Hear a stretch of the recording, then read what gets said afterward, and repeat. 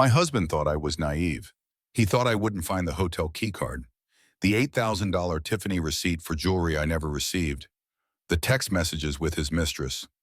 While he proposed to her on Christmas Eve, I was dismantling his entire empire. By morning, he had nothing. I had everything. If you're here for the ultimate betrayal revenge story, smash that like button and subscribe. Because what you're about to hear is exactly how a pregnant wife destroyed her cheating billionaire husband in 3 days flat. You won't believe how this ends. He spent Christmas Eve with his mistress. By Christmas morning, I had sold our house, emptied his accounts, and left divorce papers on his pillow. He thought I was naive. Turns out I was just patient. But let me back up 72 hours. December 22nd. I was vacuuming Ryan's BMW in our driveway, 7 months pregnant with twin girls, moving slowly and carefully. He had asked me to clean it before his company Christmas party, being the supportive wife. I agreed. That is when I found it, wedged under the passenger seat, a hotel key card, the Driscoll Hotel, Austin's most expensive historic property, the kind of place you take someone when you want to impress them. My hands froze on the vacuum handle. Ryan always stayed at Marriott for business. Always. He said the Marriott Rewards program was better. He said luxury hotels were wasteful.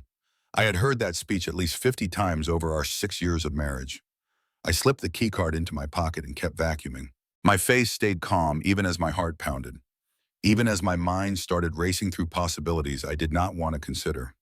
Later that afternoon, while organizing his home office for tax season, I found the credit card statement on his desk. My eyes caught one line immediately. Tiffany and Company, $8,400. December 15th. I walked to our bedroom, opened my jewelry box, looked through every piece. Nothing new, nothing from Tiffany, nothing worth $8,000. My hands shook as I photographed the statement with my phone. I put everything back exactly as I had found it. Exactly. Ryan was meticulous about his office organization. If even one paper was out of place, he would notice. That evening, his iPad dinged from the kitchen counter where it was charging. The screen lit up with a text preview. "Can't wait for tomorrow night, baby," followed by a fire emoji. The sender was saved as just the letter B. My hand trembled as I picked up the iPad. I knew his passcode. Our wedding anniversary, October 14th. He had never changed it, probably never thought he needed to. I opened his messages. The thread with B went back months. My vision blurred as I scrolled, counting down the hours until Christmas Eve. "Wear the bracelet I got you. I told my parents we are spending Christmas together next year. I took screenshots of everything. My fingers moved on autopilot while my brain tried to process what I was seeing. Then I deleted the messages from his recently opened apps list and put the iPad back exactly where it had been. I walked to the nursery. 2 cribs already assembled, pink blankets folded neatly, stuffed animals lined up on the shelf. I placed my hand on my belly and felt both babies kick. I did not cry. Not yet. Instead, I called my best friend Natalie Pierce. Natalie and I had gone to college together. We had been roommates, study partners, and each other's maids of honor. After graduation, I had become an architect. Natalie had gone to law school. Now she was the top divorce attorney in Austin with a 94% win rate. The phone rang twice. "Claire, what's wrong? You sound weird." "I need to see you tomorrow," I said quietly. "And I need you to come as my lawyer, not my friend." There was a pause. Then Natalie's voice dropped an octave. "Oh shit, Ryan, can you clear your morning? I'll cancel everything. Come at 8, and Claire, don't confront him. Not yet." "I won't." I hung up and walked back to the kitchen. Ryan was making dinner, humming along to Christmas music on the radio. He smiled when he saw me. "Hey, baby, you feeling okay? You look pale. Just tired." I lied. The twins were kicking all afternoon. He walked over and kissed my forehead. His cologne smelled expensive. New, he never wore cologne. "Go rest," he said. "I'll call you when dinner's ready." I went upstairs and sat on our bed. The bed we had shared for 6 years. The bed where he had held me when I miscarried our first pregnancy. The bed where we had made plans for our future. I looked at my wedding ring. White gold, simple, elegant. Ryan had proposed on this very bed. nervous and fumbling with the box. That man felt like a stranger now. I opened my phone and looked at the screenshots again. Then I did something that would change everything. I texted Frank Russo. Frank was a private investigator Natalie used for her high-profile cases. Former Austin Police Department detective, cynical but thorough. I had met him once at Natalie's birthday party. "Hi, Frank. This is Claire Bennett, Natalie Pierce's friend. I need to hire you. Can we talk tomorrow?"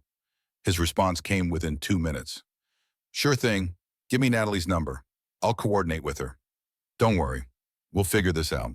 Yeah, I set my phone down and finally let myself feel it. The betrayal, the shock, the rage that felt like fire in my chest. But underneath all of that was something else, something colder, something sharper. Calculation. Because I realized something in that moment. Ryan thought he was smart. He thought he was careful. He thought I was too pregnant, too trusting, too dependent to ever suspect him. He was wrong. I spent that night in the nursery, sitting in the rocking chair, planning, not just my escape, his destruction. By dawn, I had a list. By noon the next day, I would have a team. Ryan came upstairs around 11. He looked confused to find the bed empty. "Babe, you in here." I turned to face him from the nursery doorway. Couldn't sleep, just thinking about the girls. He smiled, that smile I used to love. "They're going to be so lucky to have you as a mom." I smiled back. "We'll see." He went to bed. I stayed in the nursery, and I waited for morning. Natalie's law office occupied the entire 23rd floor of a downtown Austin high-rise. Floor-to-ceiling windows overlooked Lady Bird Lake. Expensive art on every wall. This was the office of someone who won. I arrived at exactly 8 in the morning, carrying a folder stuffed with printed screenshots, credit card statements, and bank records I had been quietly collecting for weeks. Because the truth was, Christmas Eve was not my first suspicion. It was just my confirmation. Natalie met me at reception herself. She took one look at my face and her professional mask slipped for just a moment. Her eyes filled with fury.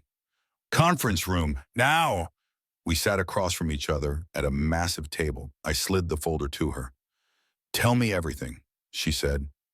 I did.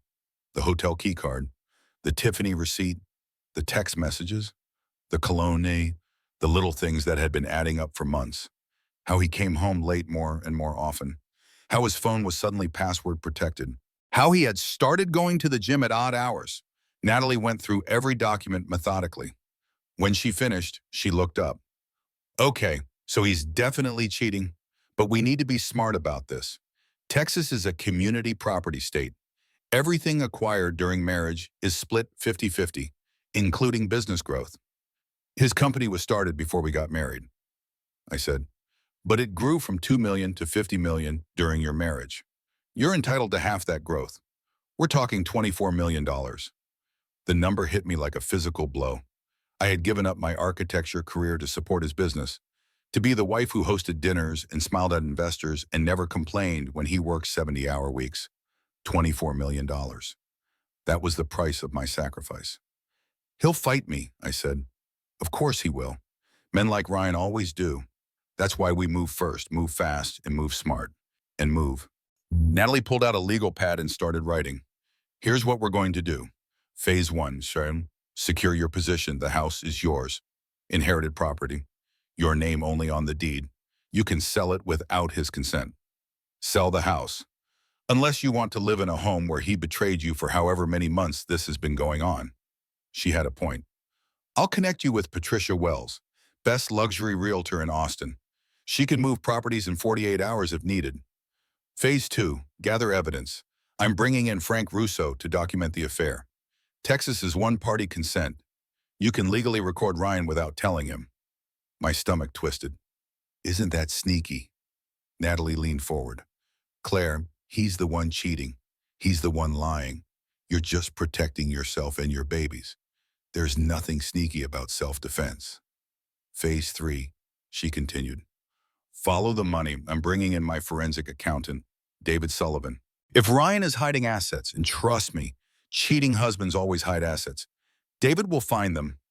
Phase 4, strike when he's vulnerable. Don't tell him anything until Christmas. Let him think he's safe. Let him get sloppy. What if I'm overreacting? I asked quietly. What if there's an explanation? Natalie reached across the table and took my hand. Claire, Jersey, you're not overreacting. You're protecting yourself and your babies. I've seen this story 100 times. The wife who waits, who gives him the benefit of the doubt. She loses everything. The wife who acts fast, she survives. I thought about my daughters, about the life I wanted them to have, about the lessons I wanted to teach them. Then let's act fast. Natalie made 3 phone calls.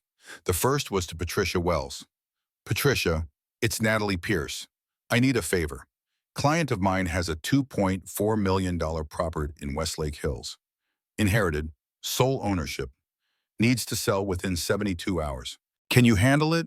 I could hear Patricia's excited voice through the phone. For you, absolutely. Send me the details. The second call was to Frank Russo. Frank, I've got a surveillance job. High priority. Need full documentation of an affair by Christmas morning. The third call was to David Sullivan. David, I need a deep dive on Bennett Properties. Every account, every transfer, every shell company. Can you start today? By 9:30, I had a team. At 10, Frank Russo walked into Natalie's office. He was in his mid-50s, gray hair, sharp eyes that missed nothing. Mrs. Bennett, he said, shaking my hand. Natalie says you need eyes on your husband. He's spending tomorrow night at the Driscoll Hotel, Christmas Eve, room 1204. I need photos, videos, everything. Frank pulled out a notepad. You sure you want to see this? Once you see it, you can't unsee it. I thought about my daughters again. I need to know for them. So when they ask me why their father isn't in their lives, I can tell them the truth. Frank nodded slowly. All right, I'll have everything by Christmas morning. At 11, Patricia Wells arrived. She was exactly what I expected from Austin's top luxury realtor. Designer suit, perfect hair, the kind of confidence that closed deals. 2.4 million, Westlake Hills, inherited property, she said, pulling up listings on her tablet. I've got 3 buyers already interested. Chinese investor, tech executive from California, and retired surgeon from Houston. All cash, no contingencies. Who can close fastest? I asked. The surgeon, he's looking for investment property. Won't even inspect. He offered 2.6 million, can close in 72 hours. 2.6 million. 200,000 more than asking. Done, I said. At noon, David Sullivan called in via video conference. He was in his 50s with a Boston accent and the methodical energy of someone who lived for spreadsheets. Mrs. Bennett, I've done a preliminary look at Bennett Properties. I need access to your husband's computer to go deeper. Can you get me that? I have his passwords. I said, to everything. He uses the same one. Our wedding date. Everyone in the room stared at me. Since when? Natalie asked. Since always. He never changed it. Never thought he needed to. David laughed. A sharp bark of sound. Then we've got him. Give me 24 hours. If he's hiding money, I'll find it. By 1 in the afternoon, I had a plan. By 2, I had a team executing it. By 3, I was back home, playing the perfect wife, while my husband had no idea his entire world was about to collapse. That evening, Ryan came home early, surprising me. Thought I'd spend the evening with my best girl, he said, kissing my cheek. Before the craziness of Christmas. We made dinner together. We watched a Christmas movie. He rubbed my feet while I pretended everything was normal. And the whole time, I was thinking about tomorrow night, about what Frank would photograph, about what came next. Ryan fell asleep on the couch during the movie, his hand resting on my belly. I looked at him and felt nothing. No love, no anger, just cold, clear purpose. I gently moved his hand and went upstairs. In his office, I plugged in an external hard drive and began copying files. Every email, every document, every financial record. It took 47 minutes. He never woke up. I also found something else in his desk drawer. A document labeled prenup draft dated December 15th. I opened it. Prepared for Ryan Bennett and Brooke Sinclair. Brooke. So that was B. Brooke Sinclair, his marketing director, The blonde woman I had met exactly twice at company events. I kept reading. Terms: Claire receives $500,000 lump sum, no spousal support, limited custody of twins, every other weekend. Ryan retains 100% of Bennett properties. My hands shook as I photographed every page. He had been planning this for weeks, months, maybe, while I decorated the nursery, while I felt our daughters kick, while I believed in our future. I finished copying his files, put everything back exactly as it was, and went to bed. Ryan came up an hour later, sliding into bed beside me. "Love you, babe," he mumbled, already half asleep. I stared at the ceiling and said nothing. Tomorrow was Christmas Eve. Tomorrow, Frank would document his betrayal. And tomorrow night, while Ryan was with his mistress, I would begin dismantling his life piece by piece. Because he wanted a war, he was about to get one. And I was going to win. The next morning arrived with freezing rain that turned Austin's streets into mirrors of gray light. Ryan was unusually cheerful at breakfast, humming carols while making French toast. "Big day," he said, sliding a plate in front of me. "Wrapping up the River Oaks project by end of year. This deal could set us up for life." Us. The word felt like a lie in his mouth. "I thought you had everything finalized already," I said carefully. "We did, but the developer is getting cold feet, wants to renegotiate terms. I need to fly down to Houston tonight. Smooth things over in person." Houston? Not the Driscoll Hotel. Not room 1204. Houston. On Christmas Eve, I made my voice soft, disappointed. "I know, baby, I'm sorry. But if I don't close this deal, we lose $3 million. I'll be back first thing Christmas morning. We'll do presents then." "Okay." He kissed my forehead. His cologne was particularly strong today. That expensive new scent, the one he wore for her. "Of course," I said. "Business comes first." He smiled, relieved. "This is why I married you." After breakfast, he showered and packed an overnight bag. I watched from the bedroom doorway as he carefully selected clothes. Not his usual business casual. His best suit. The Tom Ford one he saved for special occasions. Fancy outfit for a business meeting, I observed. Developer's old school. Likes formality. He did not meet my eyes while he said it. At 6 in the evening, he loaded his bag into his car and kissed me goodbye. His lips barely touched my cheek. "Love you," he said. "See you tomorrow morning." I watched him drive away, waited 10 minutes. Then I called Frank. "He just left," I said. "Said he's going to Houston." "He's heading downtown," Frank replied. "Toward the Driscoll. Right on schedule." At 8:47 in the evening, my phone buzzed with a photo.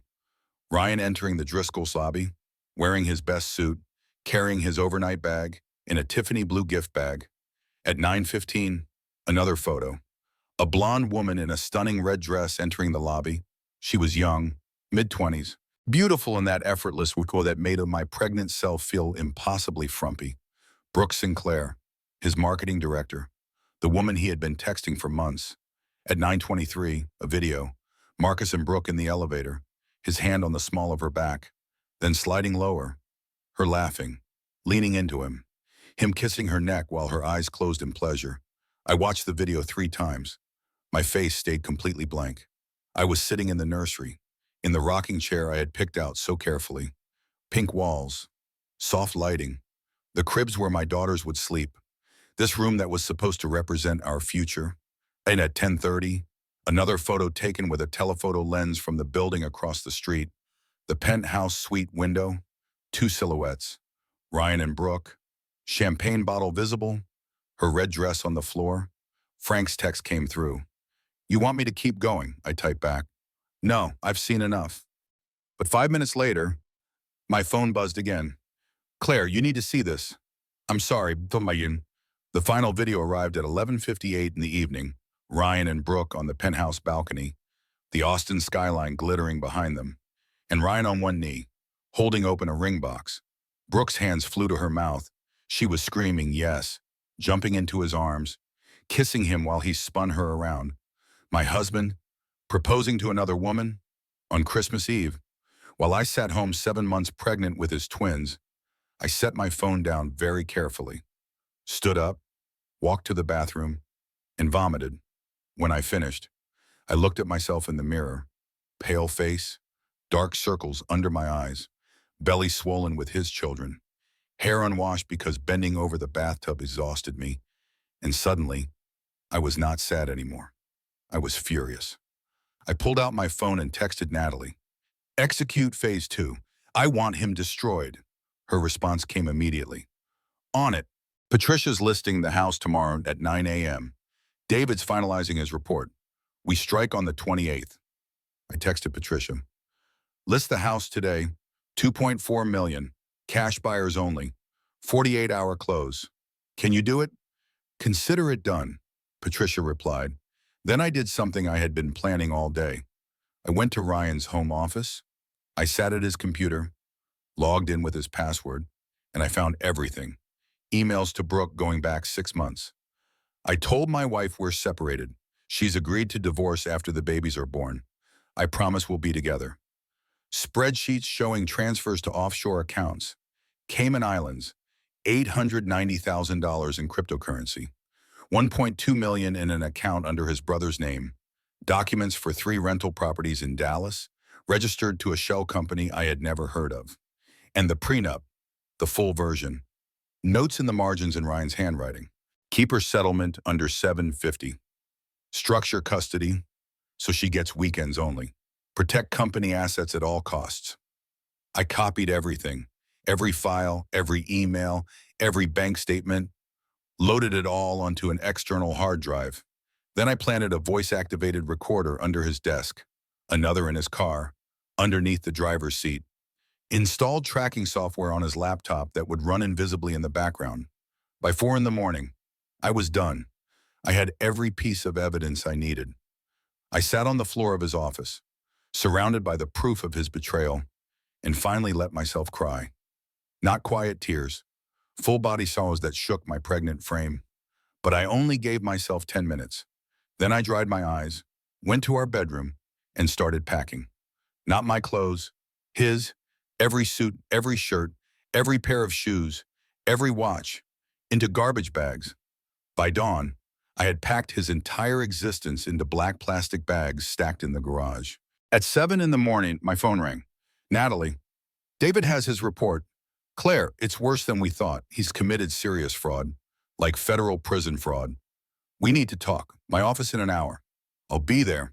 I took a shower, put on my best maternity dress, did my makeup carefully, because today was the day everything changed. Today, I stopped being Ryan Bennett's wife. Today, I became his worst nightmare. I drove to Natalie's office through the gray Christmas morning light. The streets were empty. Everyone was home with their families, opening presents, making memories.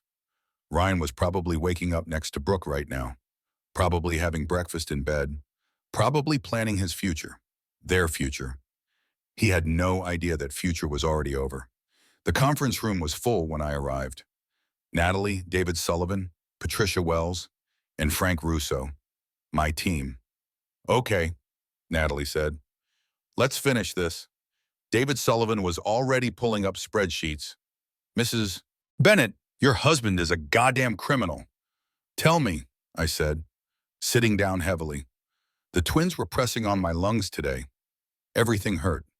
David turned his laptop around. Bennett Properties has been inflating property values for at least 3 years.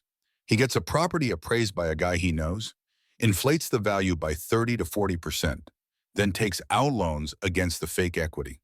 He's done this at least 12 times. How much money are we talking about? 23 million in fraudulent loans, maybe more. He's also got 890,000 in cryptocurrency wallets, 1.2 million in a Cayman Islands account under his brother's name, and 3 rental properties in Dallas registered to a shell company. Natalie leaned forward. That's wire fraud, bank fraud, money laundering, and securities fraud. We're talking federal crimes. Serious prison time. Can we prove it? I asked. David grinned. With the files you gave me, absolutely. He documented everything, kept meticulous records, probably thought nobody would ever look. What do we do with this? I asked. Natalie and David exchanged glances. We could go to the FBI now, Natalie said slowly. But I think we hold it. Use it as leverage during divorce proceedings. If he fights dirty, we drop this bomb. He cooperates. We stay quiet. Is that legal? It's not illegal. We're not obligated to report suspected crimes. And honestly, the FBI probably knows already. These things don't stay hidden forever. Patricia Wells cleared her throat. Speaking of hidden things, I've got news. The surgeon signed this morning. 2.6 million. All cash. Closes December 28th at 4 p.m. My heart stuttered. That's in 3 days. That's the idea, Natalie said. Strike while he thinks he's safe. She pulled out a thick folder. Here's what happens next. Today's Christmas. He's with Brooke, probably still asleep. Tomorrow, you're at my place for dinner. Safe. Protected. December 27th. You move your personal items to storage. 28th at 4 p.m., the house closes. Money wires to your new account at Wells Fargo, the one Ryan doesn't know about. At 5:30 p.m., you place divorce papers on his pillow, along with all the evidence Frank collected. By the time he gets home, you are gone. Where will I stay? I've already arranged in an apartment for you, luxury high-rise downtown, fully furnished, first 6 months paid. You'll be safe there. Frank Russo spoke up. I'll also be installing security cameras in your new place, and I'm giving you my direct number. Any problems? You call me immediately. I looked around the table at these people who barely knew me but were risking their reputations to help me. Why are you all doing this? Natalie reached over and squeezed my hand.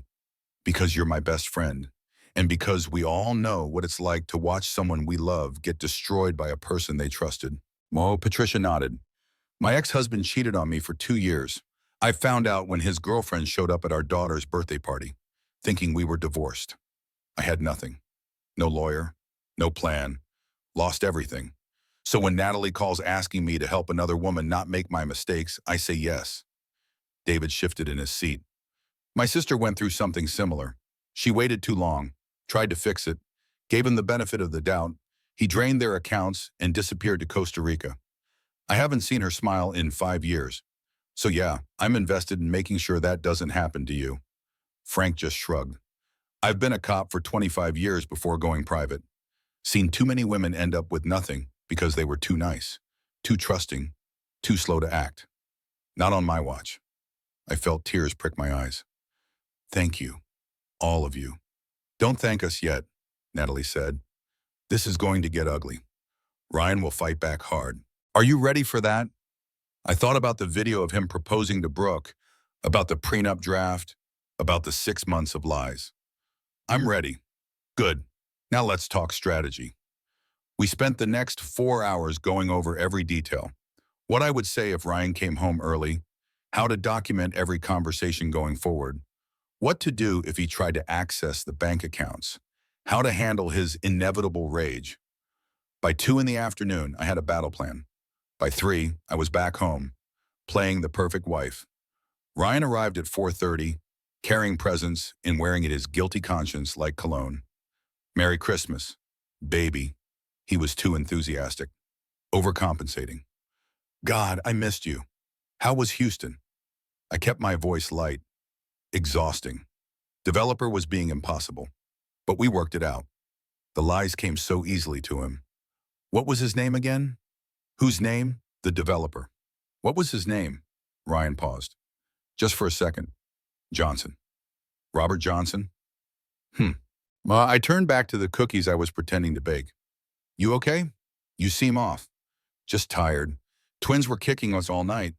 Go rest. I'll make dinner. We'll do Christmas tonight instead. I went upstairs but did not rest. Instead, I opened my laptop and watched the security footage Frank had sent me. Ryan entering the Driscoll, Brooke in her red dress, the elevator kiss, the proposal. I watched it until I felt nothing, until the man in the video was a stranger. Around 8 in the evening, Ryan called up the stairs. Dinner's ready. We ate Christmas dinner at our dining room table, turkey and all the fixings. He had even lit candles. It should have been romantic. Instead, it felt like a funeral. So, Ryan said, pouring himself wine. Natalie texted me, invited us to her place tomorrow for Christmas dinner. You want to go? She invited me, I said. She knows you'd rather catch up on work. I mean, I do have some emails to handle, but it's fine. Go ahead. Relief flooded his face. You sure? Absolutely. Because I needed him out of the house tomorrow. I needed time to search his office one more time, to install the final surveillance equipment, to prepare for the end game. After dinner, Ryan went to his office to catch up on emails. I heard him on the phone, voice low, probably talking to Brooke. I went to the nursery and sat in the rocking chair, placed my hands on my belly and felt my daughter's kick. I'm going to protect you, I whispered. From him, from all of this. You'll never know what he did to us. You'll only know that your mother loved you enough to burn down the world to keep you safe. That night, while Ryan slept, I went through his office one final time and found the smoking gun I needed. An email to his business partner, dated December 20th. Everything's in place. Claire will be served in early January, right after the twins are born. Prenup is airtight. She'll get her settlement in limited custody. Brooke and I can start our life together. The company stays protected. It's all working out perfectly. I took a photo of the email, added it to my evidence folder. Then I did something I had been planning all week. I logged into our joint bank account and set up automatic transfers starting December 29th. Every morning at midnight, $100 would transfer from our joint account to my new secret Wells Fargo account, small enough he would not notice immediately, large enough to build up fast. Then I went to bed and slept better than I had in months. Because the war was almost over, I just needed to survive 3 more days. 3 more days of pretending. 3 more days of lies. And then Ryan Bennett would discover what happened when you underestimated a pregnant woman with nothing left to lose. December 26th that arrived cold and bright. Ryan was cheerful at breakfast again. Too cheerful. The way guilty people overcompensate. Sleep well, he asked. Making coffee. Fine. You, great. He paused. Hey, I was thinking, maybe we should take a baby moon before the twins come. Somewhere warm. Mexico. Maybe. A baby moon with his pregnant wife while planning to divorce her and marry his mistress. The audacity was almost impressive. That sounds nice, I lied. We can talk about it after New Year's. There would be no baby moon, no New Year's together. In 48 hours, Ryan would come home to an empty house and divorce papers, but he did not know that yet. After breakfast, I drove to Natalie's house as planned. Her husband Tom answered the door, ushering me inside with a sympathetic smile. Natalie's in her office, go on up. Natalie's home office was smaller than her downtown suite, but just as impressive. She had divorce papers spread across her desk, each section marked with colored tabs. These are ready to file, she said. I just need your signature. I sat down and started reading. Petition for dissolution of marriage, custody arrangement, division of assets. This says I'm asking for full physical and legal custody. I noted, he can petition for visitation after he serves whatever prison time he's looking at for the fraud. What if he fights for custody before the FBI gets involved?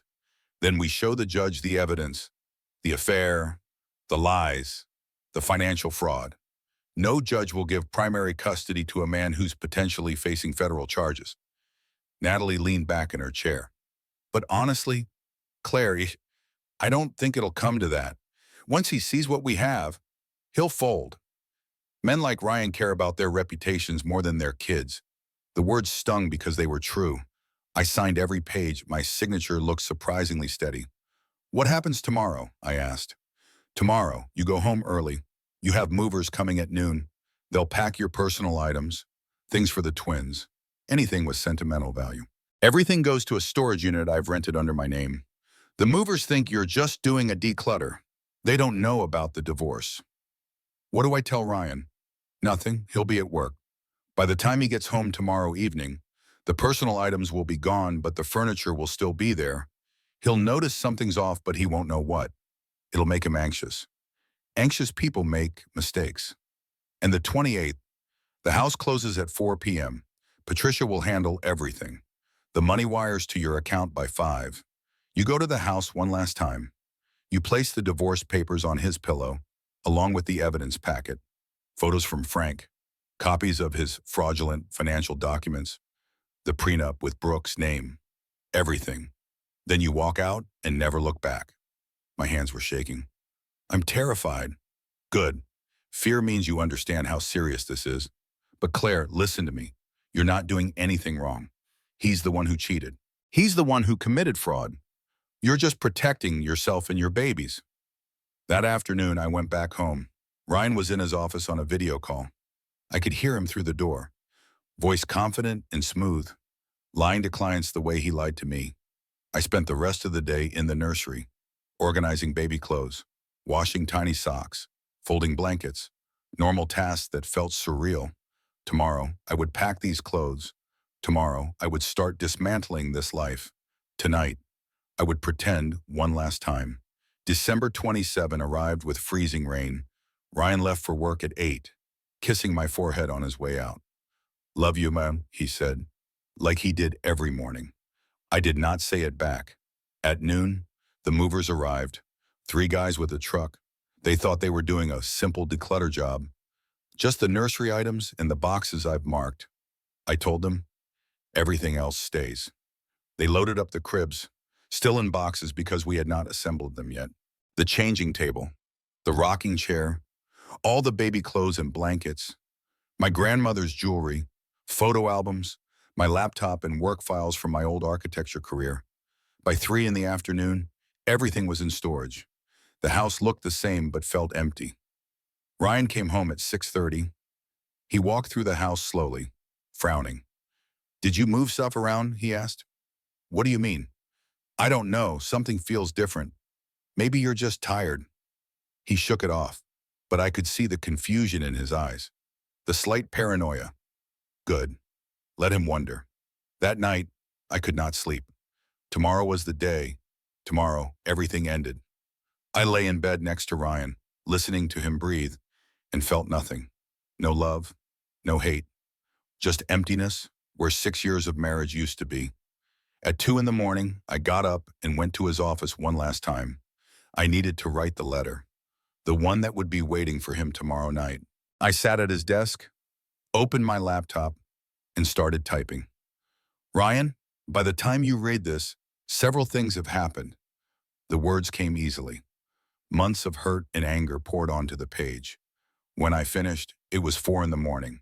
I printed the letter, folded it carefully, and put it in an envelope.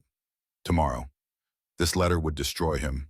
Tomorrow, he would finally understand what he had done. Tomorrow, I would be free. December 28th, the day Ryan Bennett's perfect life exploded. I woke at 6, Ryan still sleeping beside me. For the last time, I looked at his face in the early morning light. He looked peaceful, innocent, like a man who had not spent the last 6 months building an elaborate web of lies. I got up quietly, showered, dressed in my best maternity dress. Today needed to look normal until it suddenly was not. Ryan left for work at 8:30. Big day, he said. Final paperwork on the River Oaks project. I'll probably be late. That's fine. I have some errands to run anyway. He kissed my forehead. Love you. I watched him drive away and felt nothing. At 9 in the morning, Patricia Martinez texted, surgeon confirmed, closing at 4 p.m. You ready for this? More than ready, I replied. At 11, I drove to Wells Fargo and opened my new account. The banker, a kind woman in her 50s, chatted pleasantly about the holidays while processing my paperwork. And this account is just in your name, she confirmed. Just mine. Perfect. You'll have full access as soon as the transfer completes this afternoon. At noon, Natalie called. How are you holding up? I'm numb. Is that normal? Completely normal. You're in survival mode. The emotions come later. Fire, you're safe. At 2 in the afternoon, I drove to the house one last time as its owner. I walked through each room slowly. The kitchen where Ryan had proposed, the living room where we had spent countless Sunday mornings, the bedroom where we had made love and made plans, the nursery, now empty, where our daughters were supposed to grow up. I took no photos. I wanted no memories of this place. At 3:45, Patricia called. We're starting the signing. Everything looks good. At 4:17 in the afternoon, my phone buzzed with a bank notification. Wells Fargo. Deposit received. $2,600,000. I sat in my car and stared at that number. More money than I had ever had.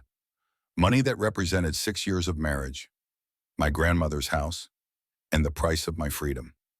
At 4:30, I drove back to the house. I had an hour before Ryan usually came home. I placed the envelope on his pillow. Inside was the letter I had written at 2 in the morning, along with printed screenshots of his text messages with Brooke, photos from Frank showing the proposal, and a copy of the prenup draft with Brooke's name highlighted in yellow. I also left my wedding ring. Then I walked through the house one final time. I turned on the security cameras, the ones Ryan did not know I could access remotely.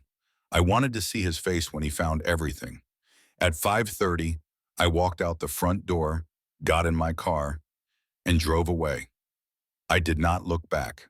By 6 in the evening, I was in my new apartment, 32nd floor, floor-to-ceiling windows, overlooking downtown Austin and Lady Bird Lake. Fully furnished in clean modern style. Nothing like the house I had just left. This place had no memories, no ghosts, no lies. Natalie arrived at 6:30 with takeout and non-alcoholic champagne.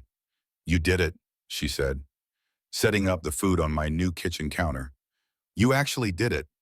I don't feel like I did anything. I feel like I'm watching someone else's life. That's shock. It'll wear off." Natalie pulled out her laptop. "Now comes the hard part. We wait for him to find everything." At 6:45, my phone showed Ryan pulling into the driveway. The security cameras I had left active sent footage to my phone in real time. Natalie and I watched together on my laptop screen. Ryan got out of his car, briefcase in hand. He walked to the front door, tried his key. It did not work. Confusion crossed his face. He tried again. Nothing. He walked to the window and cupped his hands against the glass. The furniture was still there, but something was off.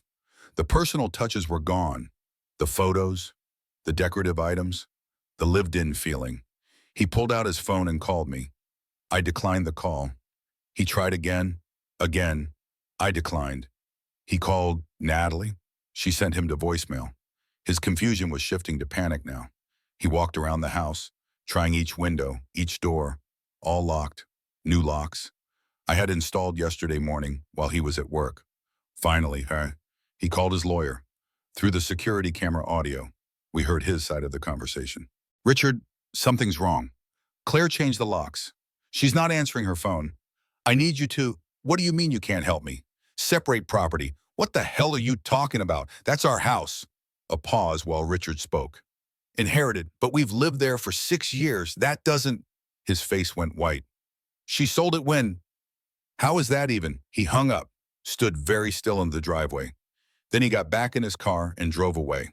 Natalie and I tracked him through the GPS device Frank had planted in his car. He drove straight to his office.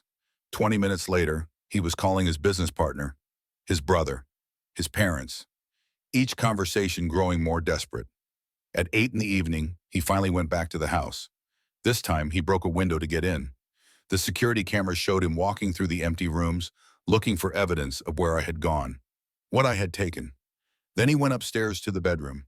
We watched as he found the envelope on his pillow. He opened it slowly, started reading the letter. His face went through so many expressions: confusion, disbelief, anger, fear. When he got to the photos of him and Brooke, he actually staggered backward. When he saw the prenup draft with Brooke's name, he put his head in his hands. Then he saw my wedding ring lying on the pillow. He picked it up, turned it over in his hands, and for just a moment, he looked like a man who finally understood what he had lost, but only for a moment. Then rage replaced everything else. He called me again. This time, I answered. Put it on speaker so Natalie could hear. "Claire, what the fuck have you done? Hello there, Ryan. You sold our house without telling me. My house. And yes, you can't just, where are you? We need to talk about this." "We don't need to talk about anything. My lawyer will contact you Monday. Everything else you need to know is in that envelope. The photos are fake. Brooke and I don't. I watched you propose to her, Ryan, Christmas Eve, while I was home pregnant with your daughters." Silence. "I was going to tell you," he finally said. "After the babies came, I was going to do this the right way. The right way. You were planning to serve me divorce papers a week after giving birth. You drafted a prenup cutting me out of everything I helped you build. You hid millions of dollars and committed fraud. None of that is the right way. You don't understand the pressure I've been under. Save it. You're going to cooperate with the divorce. You're going to accept whatever custody arrangement the court decides. And you're going to pray that I don't send all of David's financial findings to the FBI. Another silence. You wouldn't. Try me. I hung up. Natalie was grinning. That was perfect. You were cold as ice. I don't feel cold. I feel hot, like I'm burning up from the inside. Also, that's adrenaline and anger. Both healthy reactions. She squeezed my shoulder. You did good. Claire, really good. My phone buzzed with a text from Ryan. We need to talk in person tomorrow, please. I showed it to Natalie. Do you want to see him? I thought about it. About 6 years of marriage. About the man I had loved and the stranger he had become.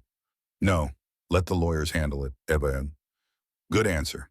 That night, after Natalie left, I stood at my new floor-to-ceiling windows and looked out at Austin. The city lights sparkled. Somewhere out there, Ryan was probably with Brooke, trying to explain why his pregnant wife had just upended his life. Let them panic. Let them scramble. I placed my hand on my belly and felt both babies kick. We're safe now. I whispered.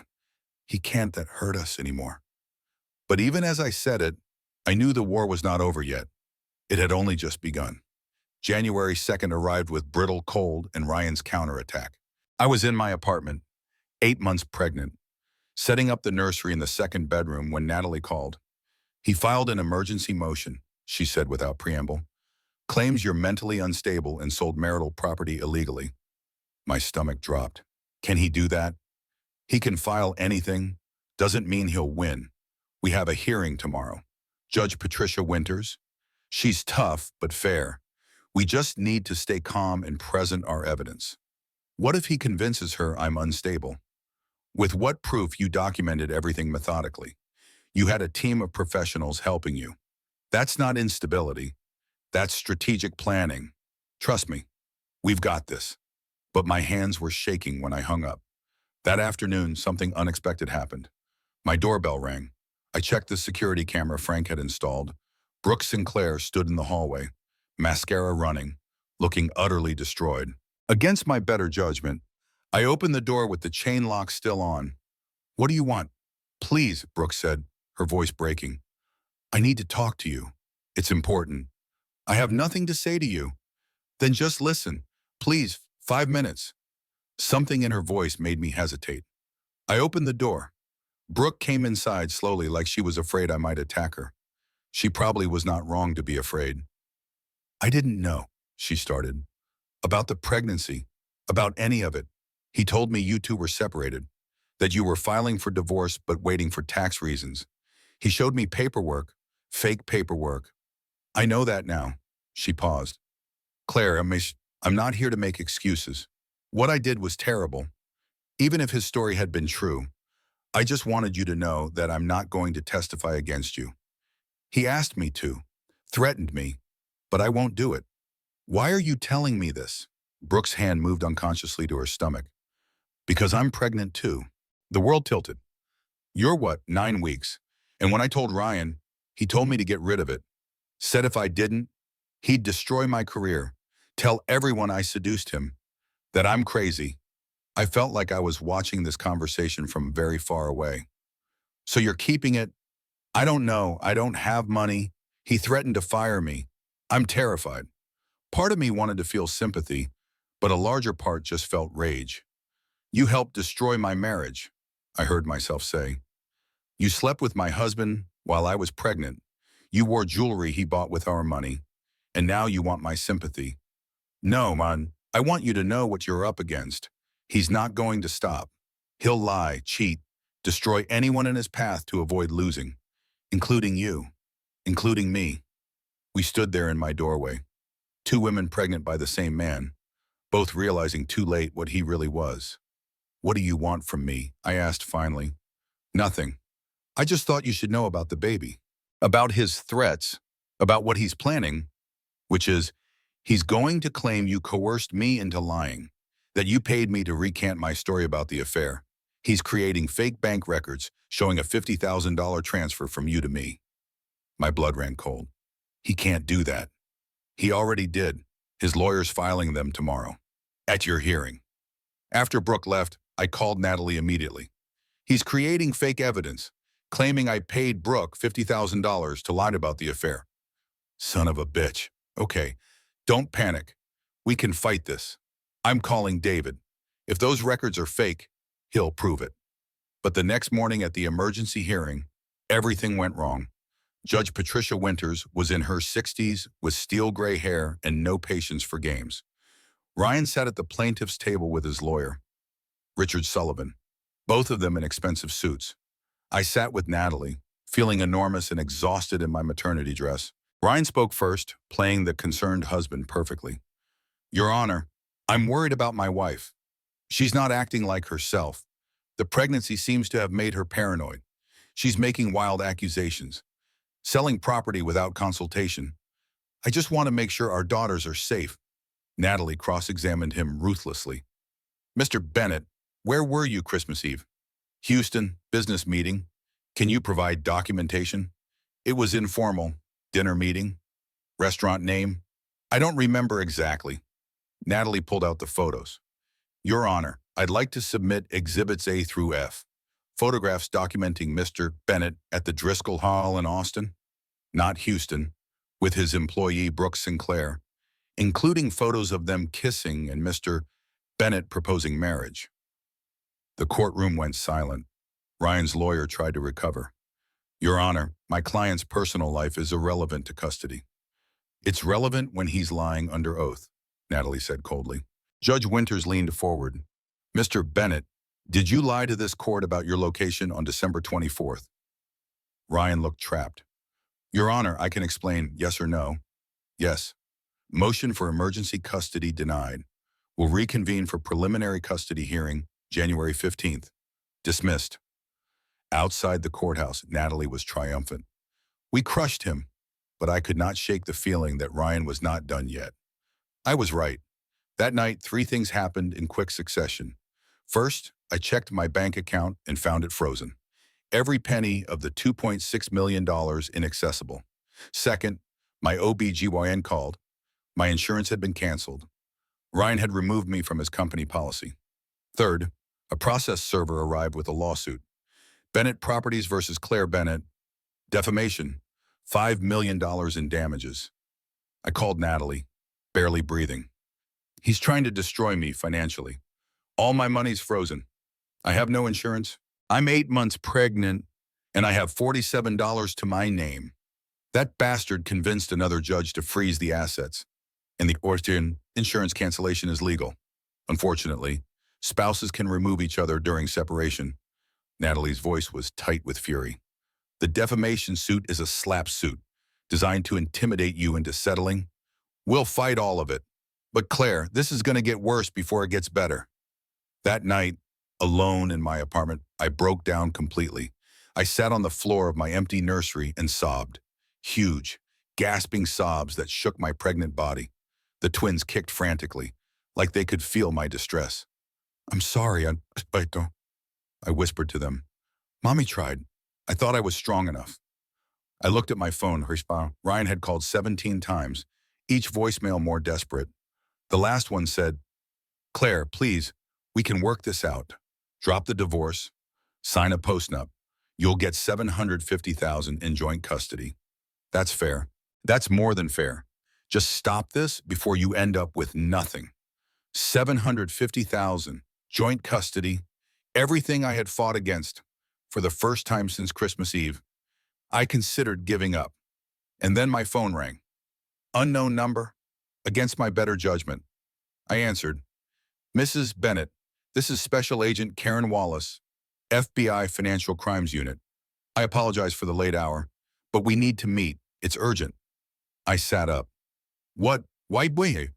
It's about your husband. Can you meet me at 7 tomorrow morning, Starbucks on West 6th? What's this about? It's better if we talk in person. But Mrs. Bennett, whatever you do, don't contact Ryan before we speak. She hung up. I sat in the darkness, my heart pounding, twins kicking, mind racing. The FBI. They knew about Ryan's fraud, and they wanted my help. Maybe this war was not over after all. I did not sleep that night. Every time I closed my eyes, I saw Ryan's face when he found the divorce papers, heard his voice on those desperate voicemails, felt the weight of the financial trap he had built around me. At 6 in the morning, I forced myself to shower and dress, my best maternity outfit, professional, calm, not a woman who had spent half the night crying on her bathroom floor. The Starbucks on West 6th was nearly empty this early. I spotted Special Agent Karen Wallace immediately. Mid-40s, sharp suit, the kind of eyes that missed nothing. She stood when I approached. "Mrs. Bennett, thank you for meeting me." We sat in a corner booth, away from the morning coffee rush. "I'm going to be direct," Agent Wallace said. "We've been investigating your husband for 18 months. Wire fraud, money laundering, securities fraud. Bennett Properties has been inflating property values, securing loans based on false appraisals, and moving money offshore for at least 3 years." My coffee cup shook in my hands. "How much money?" "We estimate 23 million in fraudulent transactions, possibly more." "Why are you telling me this?" "Because we need your testimony. We need someone who can testify about his business practices, his computer access, his patterns, someone he trusted. I'm his wife, soon-to-be ex-wife. Won't that make me biased?" "It makes you credible. You have nothing to gain from lying. In fact, his conviction would complicate your divorce." She slid a small black device across the table. "But we also need something else. We need you to wear a wire, get him to confess on tape." I stared at the device. "You want me to trick him?" "Dum. We want you to have a conversation with him. He's been calling you, right? Wanting to meet, say yes. Wear the wire. We'll have agents nearby. You'll be completely safe." "What if he figures it out?" "He won't. This technology is virtually undetectable. And Claire, I need you to understand something. If we take Ryan down, all his assets get seized, including the 2.6 million that's currently frozen. We can work with the court to release those funds to you. Plus he goes to prison, which means you get full custody by default." The room felt too hot suddenly. "How long in prison?" "With what we have, 10 to 15 years. 10 to 15 years. My daughters would be teenagers before they met their father." "Why should I help you?" I asked. "What's in it for me besides the money?" Agent Wallace leaned forward. "Because men like Ryan don't stop. He'll fight you for custody just to punish you. He'll drain every penny you have in legal fees. He'll make your life hell for years. But if he's in federal prison, it's over. You can raise your daughters in peace. Isn't that worth 1 hour of your time?" I thought about Emma and Grace, still safely inside me, about the life I wanted them to have, about the lessons I wanted to teach them about standing up to bullies. I pulled out my phone and looked at Ryan's 17 missed calls. "Okay," I said, "let's do it." By noon, I was in the back of an FBI van being fitted with the most sophisticated wire I had never imagined existed, thin as a hair, invisible under my maternity dress. "Remember, Pascal," Agent Wallace coached me. "Get him talking about the properties, the appraisals, the offshore accounts. We need him to admit it in his own words. What if he doesn't? Then guide the conversation. You know how he thinks. Use that." At 1 in the afternoon, I texted Ryan, "I'm willing to talk. Just us. Coffee shop on Lamar. 2 p.m. His response was immediate. "Thank God, I'll be there. Thank you, Claire. Thank you." The coffee shop was busy enough to seem normal, but quiet enough to record clearly. I arrived early and chose a table by the window. FBI agents were scattered throughout the shop, looking like normal customers. Ryan arrived at exactly 2 in the afternoon. He looked terrible, unshaven, exhausted, like he had not slept in days. "Claire," he sat down across from me. "You look good. Let's skip the pleasantries. You wanted to talk. Talk. I want to fix this. Us, the marriage, everything. There's nothing to fix. You cheated on me. You lied to me. You planned to divorce me and cut me out of everything I helped you build. I know. I was an idiot. But Claire, I was under so much pressure. The business, the investors, keeping everything afloat. I made terrible decisions. Like proposing to Brooke. He flinched. That was a mistake. I was caught up in the fantasy of starting over. But she's not you. She could never be you. How touching. Tell me about the offshore accounts. His face went carefully blank. What accounts? The Cayman Islands account, 1.2 million. The crypto wallets, 890,000. The fake property appraisals you've been using to secure fraudulent loans. Who told you that? Is it true? Long silence. Claire, the real estate business is complicated. Sometimes you have to be creative with valuations to make deals work. Creative or fraudulent. It's not fraud if everyone benefits. The banks get their interest. The investors get their returns. We get to grow the company. Nobody loses. Except the people you lied to. I didn't lie. I was optimistic about property values. There's a difference. Tell me about the 23 million. He went very still. How do you know about that? Answer the question. Ryan. Who have you been talking to? Does it matter? Is it true? Silence. Then he leaned forward, dropping his voice. Listen to me. If any of this comes out, it destroys everything. Not just me, you too. We built this company together. Your name is on documents. You could be implicated. Are you threatening me? I'm trying to protect you. If you push this, if you go to authorities, we both go down. I'll take that risk. Claire, think about our daughters. What kind of life will they have if both parents are in prison? What kind of life will they have growing up with a father who's a criminal? His mask slipped then. The charm fell away, and I saw real rage underneath. You think you're so smart? You think you've won by selling the house, by running to lawyers, by collecting your little folder of evidence. But you have no idea what I'm capable of. I will bury you. I will take those babies the second they're born. You'll never see them again. Is that a threat? It's a promise. I stood up, placing my hands on the table. Good, because Special Agent Wallace of the FBI just heard every word. FBI agents materialized from every corner of the coffee shop. Ryan's face went from angry to confused to terrified in 3 seconds. Agent Wallace approached our table.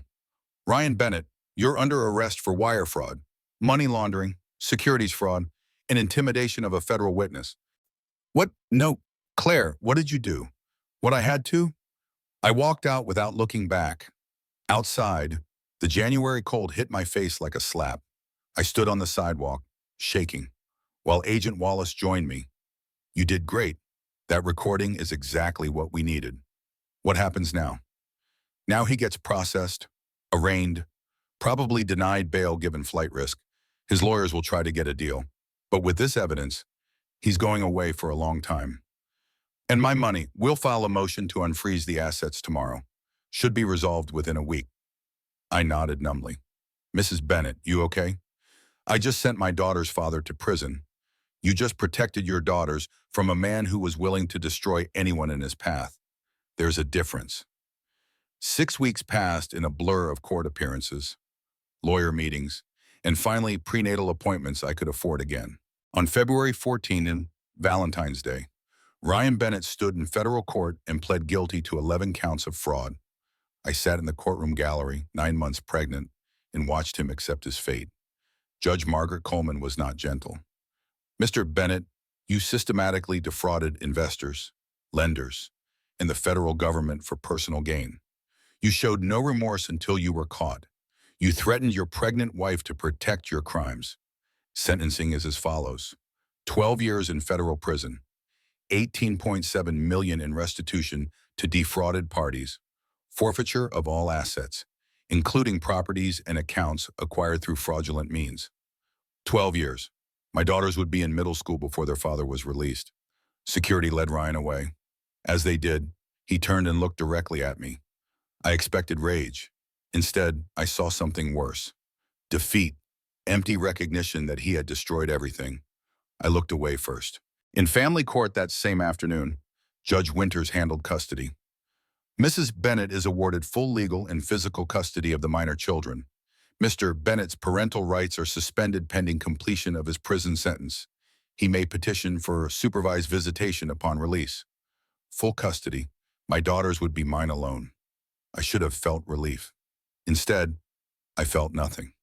2 weeks later, on March 3rd, I went into labor. Natalie drove me to the hospital at 2 in the morning, coaching me through contractions while simultaneously texting my birth plan to the delivery team. "You're doing great. Just breathe." "I can't do this." "Natalie, I can't." "Yes, you can. You've done harder things. You walked through fire.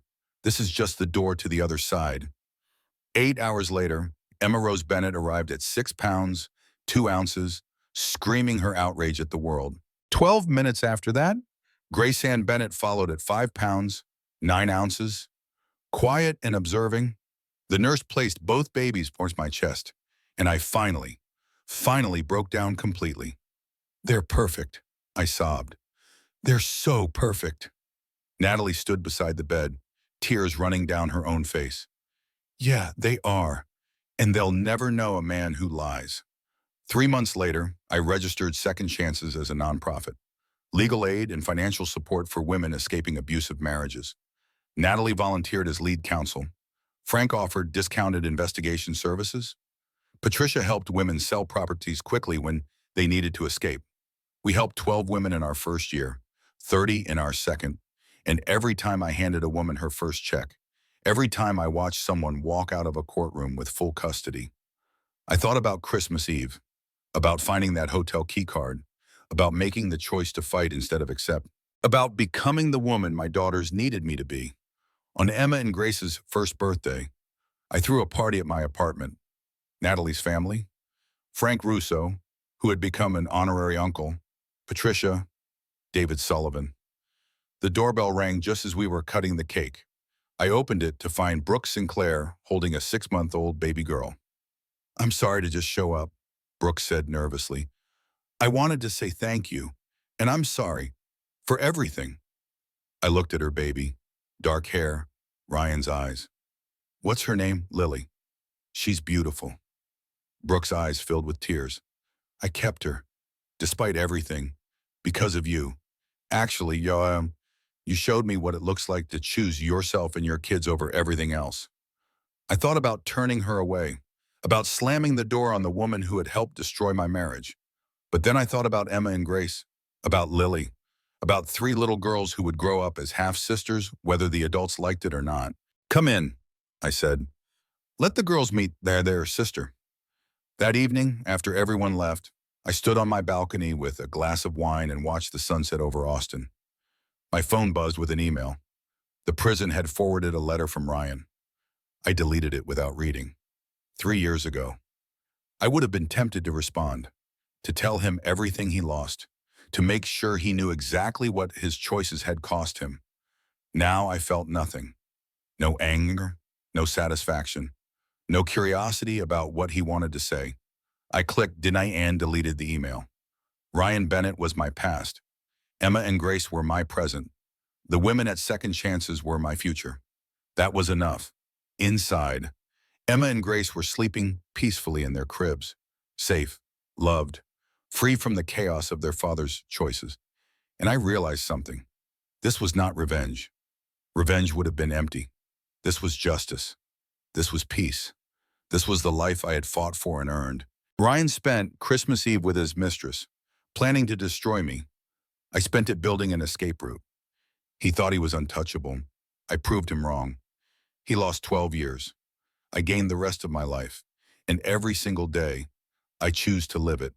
Not in anger, not in bitterness, not looking backward, but forward, always forward, toward my daughters, toward my purpose, toward the future I created. One decision at a time.